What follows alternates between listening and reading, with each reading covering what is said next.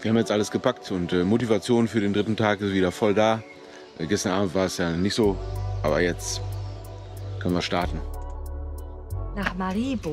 Das ist nämlich heute unsere erste größere Stadt, die wir, glaube ich, zumindest so ausgekundschaftet haben. Und da haben wir einen ganz tollen, zumindest auf den Bildern, Bäcker entdeckt.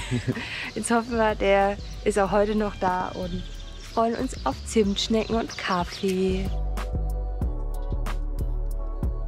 So, jetzt habe ich mich da gerade noch mit einem Neusser Camper unterhalten. Der war in Schweden, das war aber auch super. Und ja, da ist die Anne. Den ersten Teil der heutigen Etappe bleiben wir erstmal auf der Insel Lolland. Später befahren wir dann die Insel Falster ab Nykobing und enden in Stubekobing.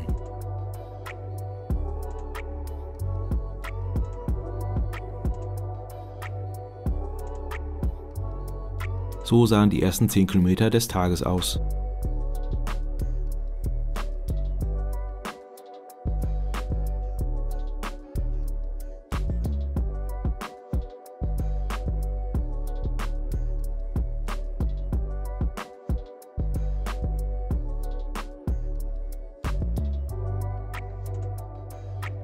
Wenn du ein WC bräuchtest, hier wäre eins.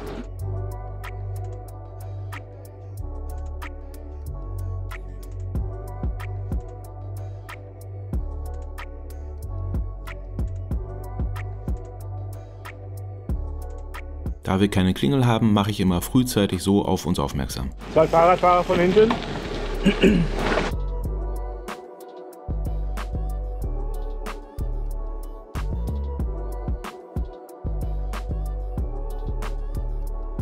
Maribo, 11 Kilometer noch. Okay. Papierfabrik. Ja, Papierfabrik.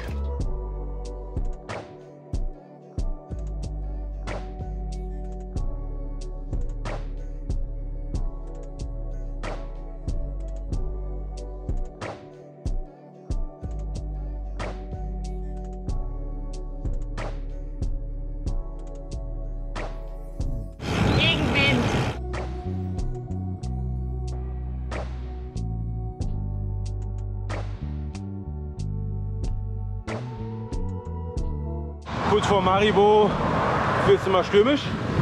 Richtig gegen. Das erste Mal, ne? Ja.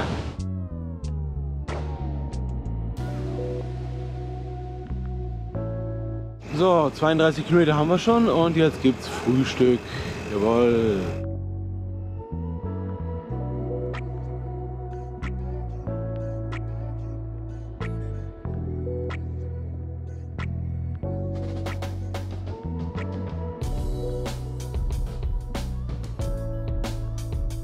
Die ersten 30 Kilometer und jetzt endlich Kaffee. Ein gutes Frühstück. Zimtschnecke, Schokobrötchen, Rosinenbrötchen mit Butter. Anne hatte Zimtschnecke mit Quark auch drin, ne? So Pudding. Vanillecreme, ne? Mhm. Ja. Aber ein toller Laden. Ich muss gerade mal eben meine Zehen so ein bisschen dehnen. Ich habe schon Schmerzen gestern auch schon. Mal gucken, ob das Dehnen so ein bisschen hilft. Das beugt ja Verletzungen vor. Ja. Das Postfahrrad war krass, ne? Ja. Vielleicht sieht man es jetzt hinter mir. Also heute bräuchte ich das andere Trikot. Kannst eigentlich noch mal tauschen. Dann. Aber ja. Aber es mag sich ja noch wieder schnell ändern. Ja.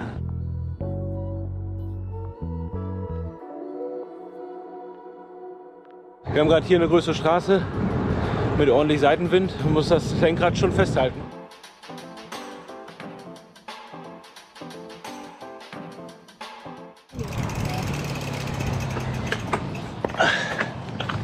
Das ist eine gute Trinkpause. Ja.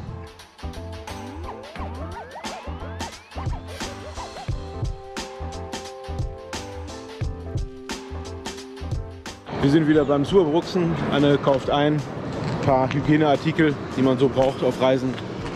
Ja. Wir haben ja so viele Tampons, wir können hier mehrere Perioden bleiben.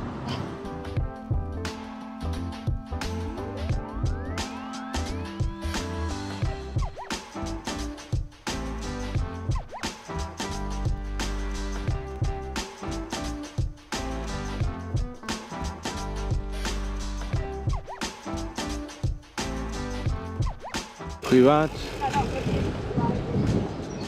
Privat, privat.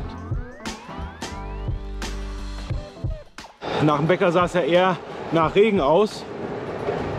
Ja, und jetzt ist wieder schön Sonne, ne? Ja. Es klart auf, es hält auf. Das war heute Morgen auch witzig. Als wir uns da fertig gemacht haben, wurde es einmal ein bisschen stürmisch und richtig dunkle Wolken kamen auch. Ja. Genau, und dann haben wir gesagt, ja komm, wir packen jetzt schnell das Zelt zusammen. 2 Minuten später beim Wegtragen des Zeltes gucken wir nach oben, blauer Himmel. Das ändert sich hier so schnell, echt verrückt teilweise. Ja. Freihändig. Aber immerhin zählt sie gut.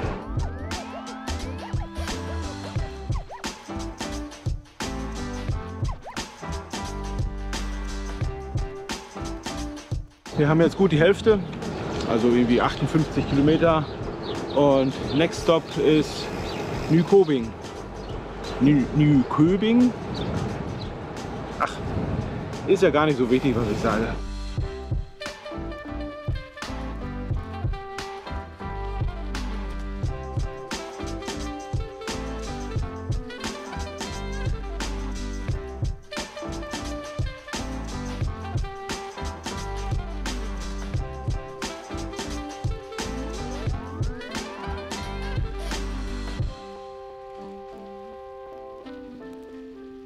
Hier fahren wir wieder aus Nyköping raus, aber eine Panne sollte uns nochmal hier hinführen.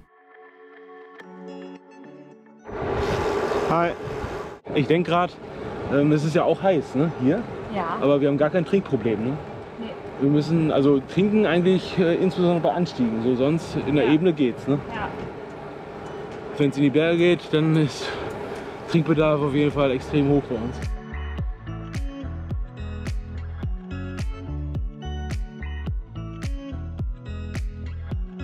Ich glaube, Marielust ist so ein typischer Strand-Badeort. Dann finden wir hier aber wenigstens ein Restaurant. Wir fahren nochmal zurück zum Netto. Das sagt uns jetzt irgendwie mehr zu.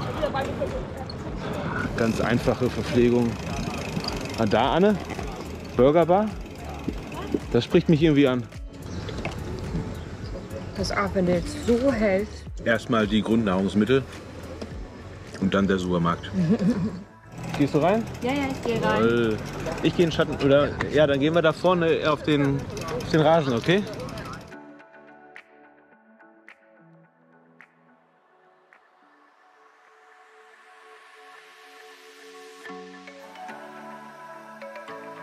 So, Anne ist wieder da und hat feine Sachen eingekauft. Und kühle Getränke. Ja. Und hier Vitaminshot. Diese Mittagspause war irgendwie perfekt. Im Nachhinein denke ich, sie war vielleicht zu perfekt, denn dann war ich der Meinung, ich müsste mal was richtig Dummes machen. In der Situation habe ich keinen Gedanken daran verschwendet, das zu filmen, aber mir ging sowas durch den Kopf wie kann man nur so blöd sein oder ist das jetzt das Ende der Tour nach schon 3 Tagen und die anderen 5 Tage gehen uns flöten? Aber seht selbst.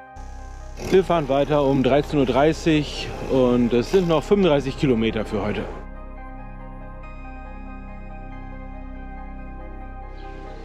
So, was hat der Mario gemacht? Er hat mit seinen Schuhen während der Fahrt das Licht verrücken wollen. Und jetzt haben wir einen Speichenbruch. Ja, ich bin mit dem Schuh direkt da reingekommen und der Schuh hat dann einmal komplett durchgeragt. Ungefähr so. Und dann hat's die Speiche samt Nippel aus der Felge rausgerissen. Dank der sehr festen Sohle von meinem Fahrradschuh ist meinem Fuß dann gar nichts passiert. Ja, jetzt haben wir hier einen anderen Rennradfahrer getroffen. Der führt uns jetzt zum nächsten Fahrradladen in Nyköping, da wo wir heute Morgen auch schon waren. Und dann läuft das. Also ich kann jetzt hier fahren mit 20, gar kein Problem. Aber es ist nicht ganz rund, das Rad.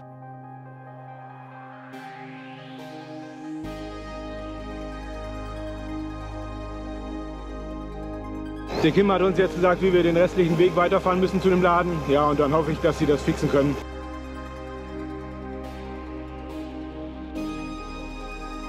Ja, also die in dem Laden konnten mir nicht helfen. Die haben nicht diese Speichen und die hätten, die passen da nicht rein.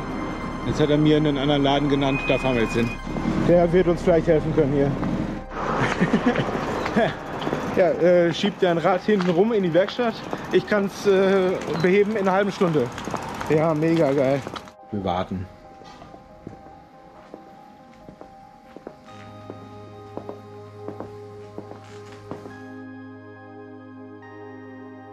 Und keine 30 Minuten später haben wir ein repariertes Rad.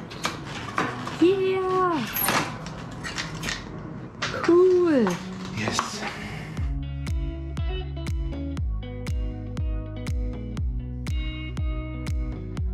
Ja, wir sind happy.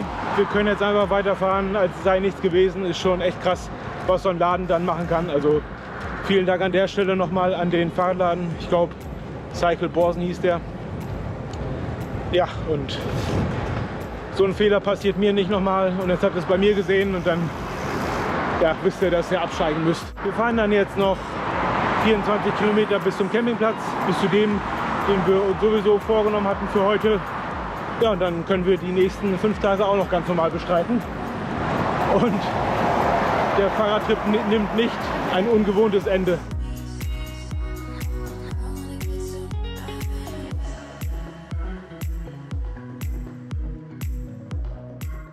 Jetzt habe ich einen Platten im Hinterrad, habe gerade schon von außen den Glassplitter gesehen, rausgezogen. Jetzt suchen wir uns da vorne ein Schattenplätzchen und dann werde ich eben den Schlauch wechseln, den Schlauch mit dem Loch einpacken und dann werde ich den heute Abend flicken.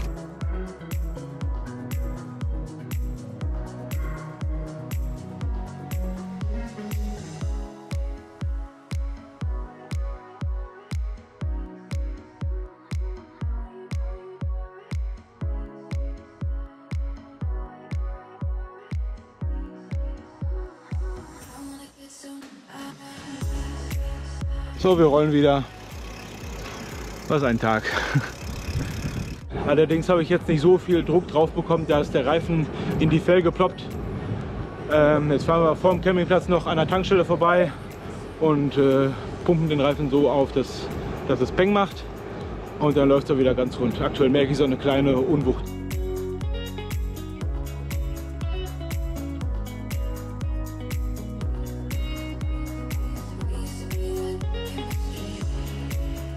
Hier ist die Tankstelle.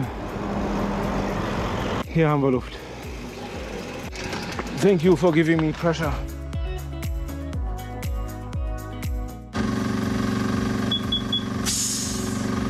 Ja, okay, also optisch sah es jetzt so aus, als sei es richtig in der Felge. Gehört habe ich nichts, getestet habe ich jetzt auch.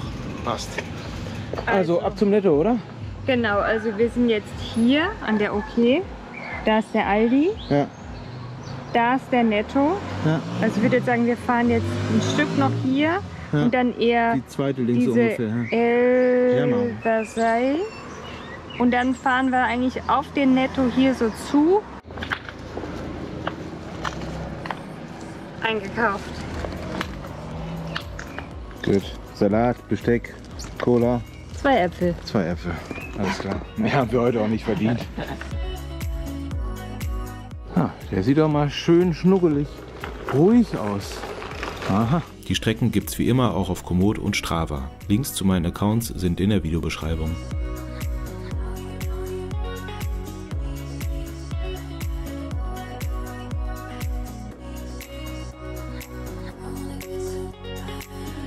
So, mittlerweile darf immer Mario rein.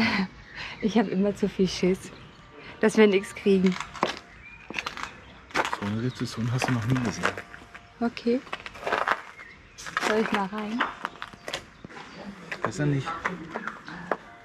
Okay, dann bleibe ich lieber draußen. Dies hier ist jetzt heute unsere Parzelle. Hier ist auch Strom.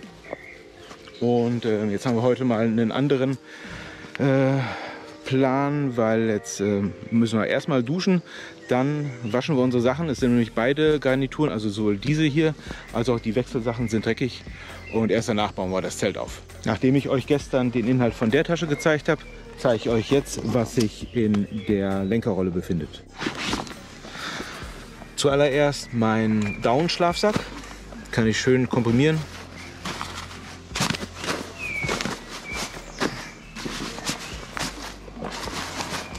Ja. Komforttemperatur bis 4 Grad. Von Cumulus. Schlafsocken von Falke. Mein Merino von Alpine Loaca, 230 Gramm pro Quadratmeter.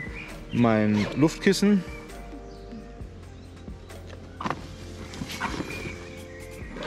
Oropax, Ohrstöpsel.